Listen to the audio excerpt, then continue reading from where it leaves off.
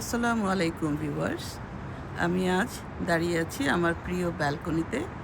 সূর্য মামা উঠবো উঠবো করছে, অথবা হয়তো উঁকি দিয়ে ফেলেছে, কিন্তু আকাশটা দেখে বোঝা যাচ্ছে না, কারণ আকাশটা হলুদ হয়ে যায়।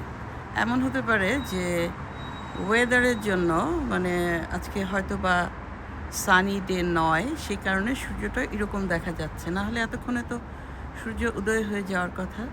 যাই হোক, এখানে দাঁড়িয়ে আমি আপনাদেরকে নিউজিল্যান্ডের জিওগ্রাফিক্যাল ডেসক্রিপশন বা ভূপ্রকৃতির একটু বর্ণনা দেব। দক্ষিণ পশ্চিম প্রশান্ত মহাসাগরে অবস্থিত নিউজিল্যান্ড, এটার কি বলবো যে ভূপ্রকৃতি খুবই বৈচিত্র্যময়।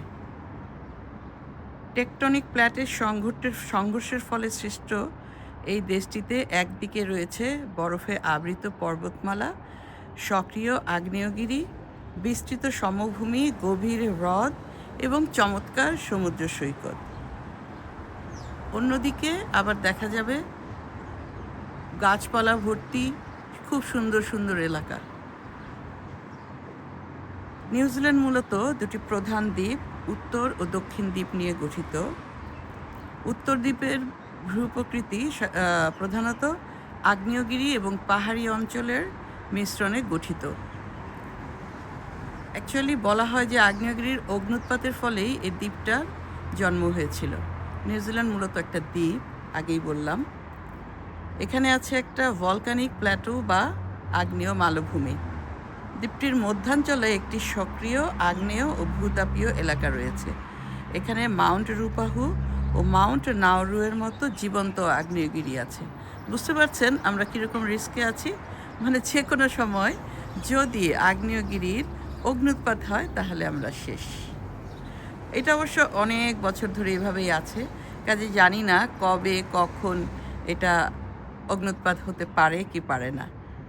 যেমন আমি একবার একটা ইয়েতে কি বলবো সামিটে গিয়েছিলাম। Summit, SUMMIT, summit.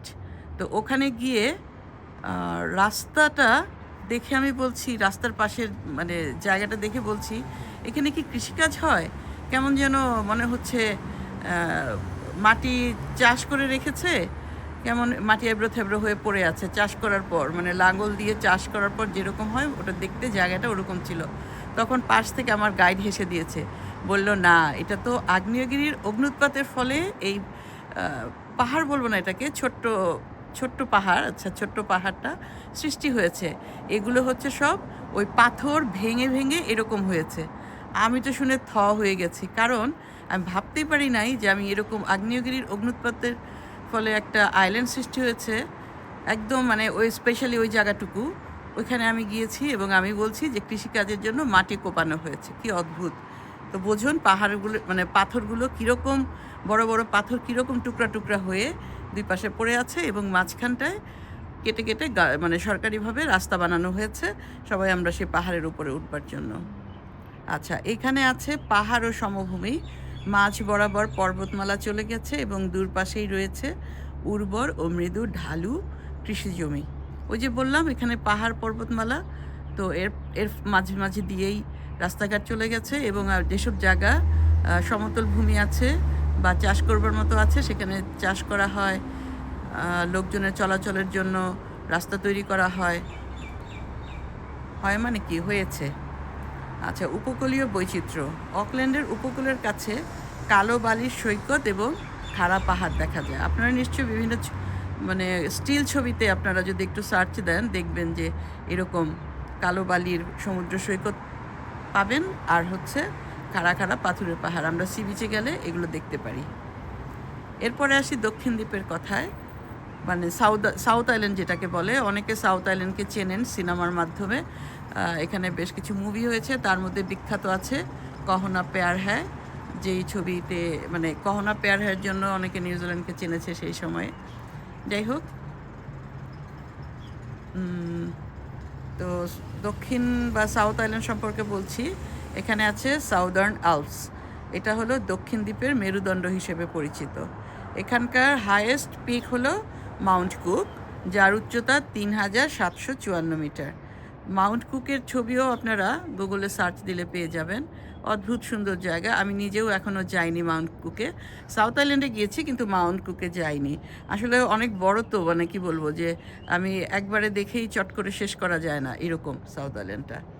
যাই হোক, এরপরে রয়েছে হ্রদ ও হিমবাহ। এই পর্বতমালায় প্রচুর হিমবাহ রয়েছে, যা থেকে গলে যাওয়া বরফ অসংখ্য দীর্ঘ ও স্বচ্ছ হ্রদের সৃষ্টি করেছে। ওই যে ওই বললাম উঁচু পাহাড়, ওটা বরফ গলে গলে মানে হ্রদ, মানে ছোট ছোট পুকুরের মতো যেটাকে বলে, সেটা সৃষ্টি হয়েছে। ছবিতে আমি দেখেছি, খুব সুন্দর লাগে, খুব ভালো লাগে। ক্যান্টারবারি সমভূমি, ক্যান্টারবারি প্লেইনস, সাউদার্ন অ্যালপাসের ইস্ট সাইডে বিশাল এবং সমতল এই কৃষিভূমিটি অবস্থিত। আর রয়েছে ফিওর্ডল্যান্ড, দক্ষিণ পশ্চিম উপকূল বরাবর গভীর সমুদ্রে খাঁড়ি বা ফিওর্ড রয়েছে, যার মধ্যে মিলফোর্ড সাউন্ড সবচেয়ে বিখ্যাত। এই মিলফোর্ড সাউন্ড এত সুন্দর, আমি গিয়েছি। বিশাল বিশাল দুই পাশে পাহাড়, তার মাঝখান দিয়ে সমুদ্র বয়ে চলেছে, সমুদ্র বা বে যাই বলি। ওখানে আমরা একটা রিভার ক্রুজে গিয়েছিলাম। রিভার ক্রুজ বলে এটাকে, আমার ঠিক খেয়াল নেই। 2018-তে গিয়েছি তো। যাই হোক, অপূর্ব অপূর্ব সুন্দর। আমার পুরনো চ্যানেলে এটার ভিডিওগুলো আছে ওই সময়ের। তো মানে কী যে সুন্দর আমি বোঝাতে পারবো না, এত ভালো লেগেছে। এই যে দেখুন, এত সকালবেলা এক মহিলা তার কুকুরকে নিয়ে হাঁটতে বের হয়ে গিয়েছে। মানে এখানে মানুষ অনেক স্বাস্থ্য সচেতন। আচ্ছা ঠিক আছে, যা বলছিলাম মাঝখান দিয়ে কথা অন্য চলে এসেছে। এই তো, এটা হচ্ছে জিওগ্রাফিক্যাল ডেসক্রিপশন নিউজিল্যান্ডের। আর আমি যদি একটু বলি সাউথ আইল্যান্ডের কথা, সাউথ আইল্যান্ড অপূর্ব সুন্দর জায়গা। আমরা গিয়েছিলাম হচ্ছে কুইন্সটাউন, ওখানেও ওই কহনা পেয়ার হেয়ার সিনগুলো আছে, ওগুলো দেখেছি। প্লাস খুব সুন্দর সুন্দর, খুবই সুন্দর জায়গা। মানে নিউজিল্যান্ড তো খুব সুন্দর বলি, এর মধ্যে সাউথ আইল্যান্ড হচ্ছে আরও বেশি সুন্দর। কী যে ভালো লাগে, ভীষণ ভালো লাগে। যাই হোক, আর হচ্ছে যে নিউজিল্যান্ডের নর্থল্যান্ড যেটাকে বলে, মানে আমরা আছি যে অকল্যান্ড, এটা হচ্ছে নর্থল্যান্ড। হ্যাঁ, এই নর্থল্যান্ডের মাঝ দিয়ে একটি মেরুদণ্ডের মতো একটা পর্বতমালা চলে গিয়েছে, যার দুই পাশে রয়েছে মৃদু ঢেউ খেলানো কৃষি জমি। উত্তর দ্বীপের কেন্দ্রস্থানে আগ্নেয় মালভূমি, যা একটি সক্রিয় আগ্নেয় ও তাপীয় এলাকা।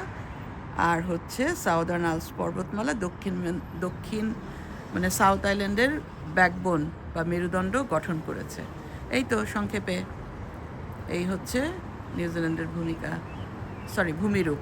তো নিউজিল্যান্ড তো পাহাড়ের মাঝখান দিয়ে রাস্তা, যে কারণে দেখা যাচ্ছে আমরা শহরের মধ্যেই সোজা রাস্তা দিয়ে যাচ্ছি, হঠাৎ করে রাস্তাটা উঁচুতে উঠে গেল, আবার নিচুতে নেমে গেল। ওটা দেখতে খুব ভালো লাগে, কিন্তু চিন্তা করুন তো কত আগে কত কষ্ট করে এই রাস্তাগুলো বানিয়েছে। দেখতে ভালো লাগে, কষ্টের ফল তো মিষ্টই হয়।